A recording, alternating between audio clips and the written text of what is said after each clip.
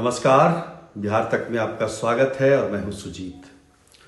आज 70वीं बीपीएससी परीक्षा को रद्द करने की मांग को लेकर दिन भर पूरे बिहार में हंगामा चलता रहा। प्रशांत किशोर पटना के गांधी मैदान में अनशन पर बैठे रहे। जगह जगह ट्रेनें रोकी गई, यातायात को बाधित किया गया, लेकिन नतीजा क्या, इसका फलाफल क्या निकला? कुछ नहीं। सरकार की तरफ से कोई इस प्रकार का संकेत नहीं है, चाहे वो आयोग हो, कि ये परीक्षा फिर से ली जाएगी या री एग्ज़ाम होगा। जो 12,000 अभ्यर्थी महात्मा गांधी परीक्षा केंद्र पर जिन्होंने परीक्षा दिया था और उनकी परीक्षा को रद्द कर दिया गया, वो परीक्षा कल यानी कि 4 जनवरी को होने जा रही है। तो ऐसे में इस हंगामे का, इस प्रदर्शन का और इस अनशन का क्या मतलब रहा? देखिए, लोकतंत्र में संवादहीनता बहुत ही खतरनाक संकेत है और सरकार की तरफ से जिस प्रकार से इस पूरे मामले को नज़रअंदाज किया जा रहा है, वाकई वो काफ़ी चौंकाने वाला है। ठीक है, अभ्यर्थी जो हैं, जो री एग्ज़ाम कराने की मांग कर रहे हैं, उन्होंने सबूत पेश नहीं किया या पर्याप्त सबूत उनको आयोग को नहीं लगता है कि ये पर्याप्त सबूत था कि पूरे बिहार के परीक्षा को फिर से लिया जाए। लेकिन उनको समझाने का प्रयास किया जा सकता था। सरकार की तरफ से ये कोशिश होनी चाहिए थी। आखिर वो बिहार के ही छात्र हैं, अभ्यर्थी हैं। ठीक है, सरकार ने सारी जिम्मेदारी बीपीएससी को सौंप दी है, आयोग को सौंप दी है कि वो इस पर निर्णय करे। लेकिन जब आप एक एग्ज़ाम सेंटर पर, एक परीक्षा केंद्र पर, वो भी सबसे अत्याधुनिक परीक्षा केंद्र महात्मा गांधी परीक्षा केंद्र, जो विश्व का सबसे बड़ा परीक्षा केंद्र है, वहाँ गड़बड़ी हो जाती है और वहाँ की परीक्षा को आप रद्द कर देते हैं, तो फिर बाकी जगहों पे क्यों नहीं गड़बड़ी हो सकती? जो छात्र कह रहे हैं, तो उनकी बातों पर विश्वास क्यों नहीं किया जा सकता है? ये एक बड़ा सवाल है। तो ये बड़ा दुखद है कि इस प्रकार से अभ्यर्थी जिनको परीक्षा की तैयारी करनी चाहिए, वो सड़कों पर हैं और प्रदर्शन कर रहे हैं। हालांकि इन अभ्यर्थियों के समर्थन में कई राजनीतिक दल भी आ गए हैं। पप्पू यादव भी अपने दल बल के साथ, कहीं युवा शक्ति के नाम पर, कहीं जनाधिकार पार्टी के नाम पर, तो कहीं कांग्रेस के भी, वो अपने आप को कांग्रेसी भी मानते हैं। लेकिन पप्पू यादव के चक्का जाम का असर तो दिखा, भले ही बहुत देर के लिए नहीं दिखा हो, लेकिन तकरीबन बिहार के सारे ज़िलों में इसका प्रभाव दिखता है।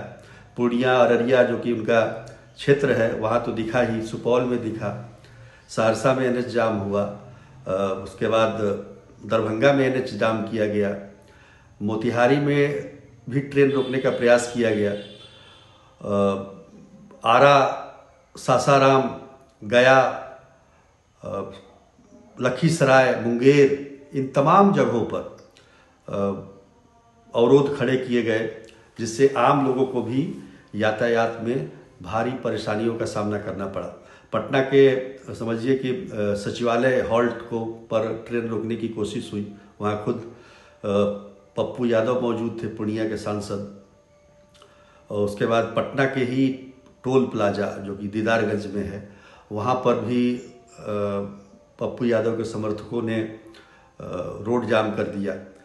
तो निश्चित तौर पर इस चक्का जाम से आम लोग भी प्रभावित हुए हैं जो यात्रा कर रहे थे।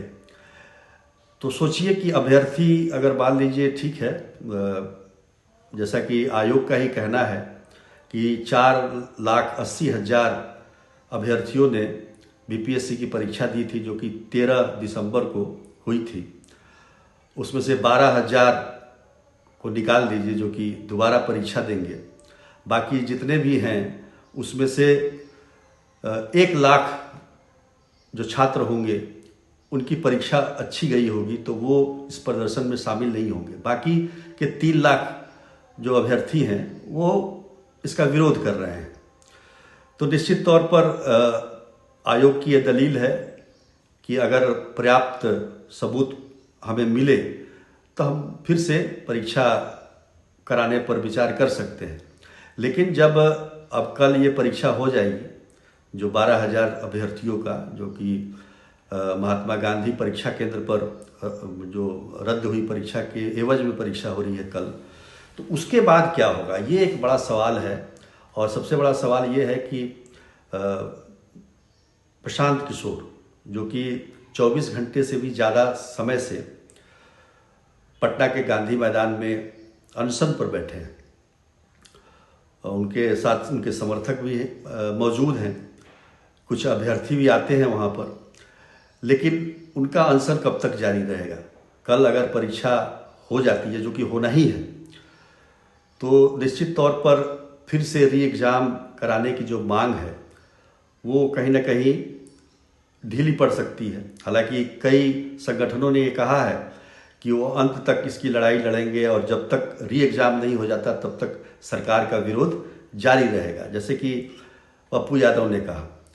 इसमें कई छात्र संगठन भी शामिल हैं जिन्होंने आज पटना के डाकबंगला चौराहे पर धरना प्रदर्शन किया, यातायात को बाधित कर दिया, जिसमें आयशा शामिल है, SFI शामिल है, DYFI शामिल है, NSUI शामिल है। उसके सैकड़ों कार्यकर्ता डाकबंगला चौराहे पर यातायात को जाम कर रहे थे।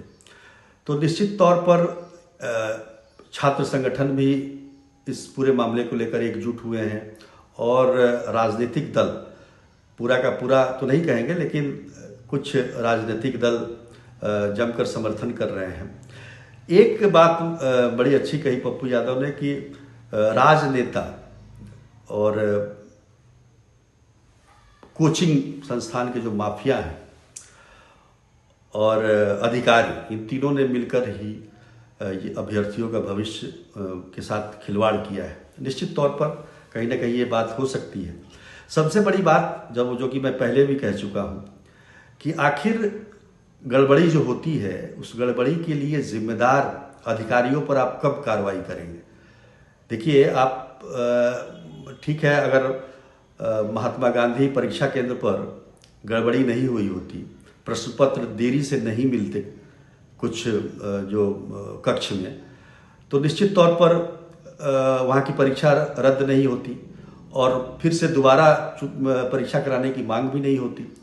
तो वो उसके लिए जो जिम्मेदार है उस पर कार्रवाई क्यों नहीं कर रही है सरकार, ये एक समझ से परे है। दूसरी तरफ जो अभ्यर्थी हैं उनका आरोप है कि प्रश्न पत्र लीक हो चुका है और लीक होने की वजह से जिसको पास कराना चाह रही है, मतलब संस्थाएं, उनके लिए तो ठीक है, लेकिन जो पढ़ने लिखने वाले बच्चे हैं, जो अभ्यर्थी हैं, जो दिन रात मेहनत कर रहे हैं, उनका भविष्य अंधकारमय हो जाएगा। और चूंकि इस बार वैकेंसी भी ज़्यादा है, इसलिए अभ्यर्थी पूरे जोर शोर से री एग्ज़ाम कराने की मांग कर रहे हैं। पिछले 15 दिनों से तो गर्दनीबाग में उनका प्रदर्शन चल रहा है।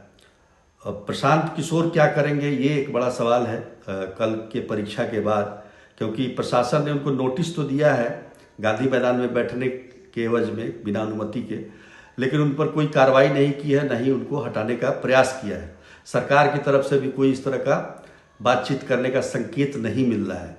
तो ऐसे में जो ये पिछले कई दिनों से जो हंगामा चल रहा है कि बीपीएससी की परीक्षा का री एग्ज़ाम की मांग को लेकर, उसका क्या होगा ये देखना होगा हमें, और सहानुभूतिपूर्वक अभ्यर्थियों की मांग पर विचार करना होगा। 2 बार लाठीचार्ज हो चुका है, कई अभ्यर्थियों पर FIR दर्ज हो चुका है। निश्चित तौर पर ये लोकतंत्र के लिए ठीक नहीं है। तो आज के लिए इतना ही, तब तक के लिए नमस्कार।